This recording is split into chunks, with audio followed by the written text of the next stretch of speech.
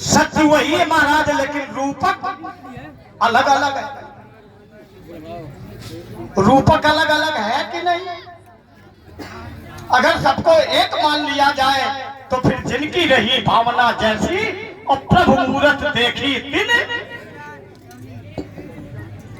आदरणीय अशोक कुमार जी दीवानी जो चौकी इचौली में है, उनके द्वारा 25-25 रुपए को 51 रुपए दोनों सम्मानित पात्रों के चरणों में साधुवाद उनके लिए। बहुत अच्छा सुनते हैं वो और बहुत अच्छा लीला उन्होंने देखी, हमेशा प्रशंसा की, बहुत अच्छे पात्र थे।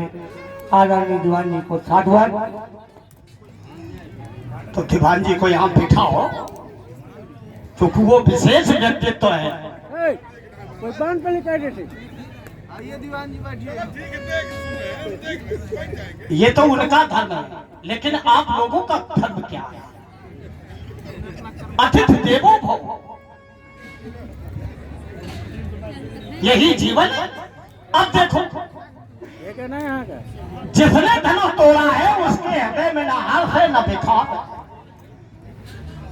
अर्थात कहने का भाव ये है कि पंच भौतिक जो तंत्र है उससे वो निर्मित नहीं है,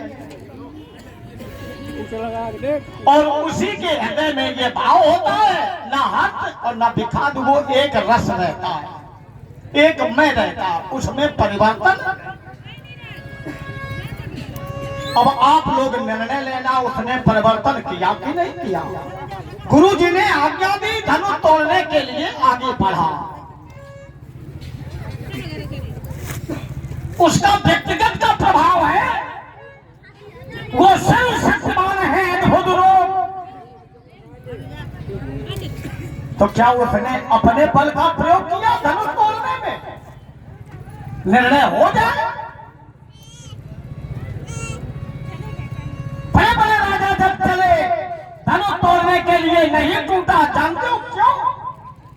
निप भुजबल विदु शिवधन राहु, राजाओं की भुजाओं का जो बल था वो चंद्रमा के बल का रूपक और धनुष राव का द्योतक। तो राजाओं ने जब हाथ बढ़ाया तो राव रूपी धनुष ने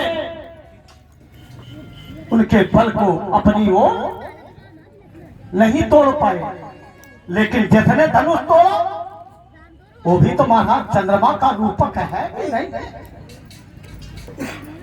उड़गन महुरूरे आप धनुष तोड़ने वाला इस प्रेक्षागार में नक्षत्र रूपी राजाओं के मध्य में चंद्रमा की तरह सुशोभित है, तो फिर उससे धनुष कैसे टूट गया?